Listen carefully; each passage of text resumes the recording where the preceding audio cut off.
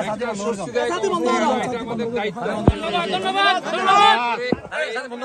দায়িত্ব পালনে আমরা সর্বাধিক চেষ্টা করে যাব, কারণ সিটি কর্পোরেশন একটা সার্ভিস ওরিয়েন্টেড অর্গানাইজেশন এবং আমরা আশাবাদ ব্যক্ত করছি আপনাদের সাথে কথা বলে সবাইকে নিয়ে ইনশাল্লাহ আমরা এখানে এই প্রবলেমগুলো সলভ করতে পারবো।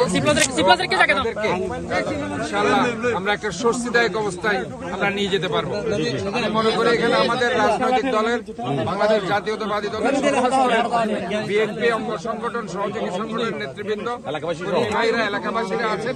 আপনারা সবাই সর্বাত্মক সহযোগিতা করবেন, কারণ আমাদের আজকে সারা চট্টগ্রাম শহরে জলাবদ্ধতা আগের বছরে এই যে 10-15 বছরের যে আমাদের এটা নিয়ে একটা চ্যালেঞ্জ ছিল, আল্লাহর রহমতে এই বছর প্রায় 50-60% কমে এসেছে। সর্বাত্মকভাবে আমাদের যে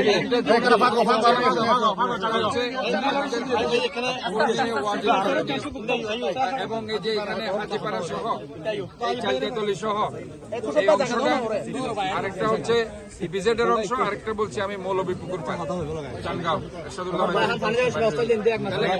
এই জিনিসগুলো যদি আমরা সলভ করতে পারি তাহলে চট্টগ্রাম শহরকে আমরা একটি নান্দনিক জায়গায় আমাদের এখানে আসলে কাজটা কমপ্লিট হয়নি।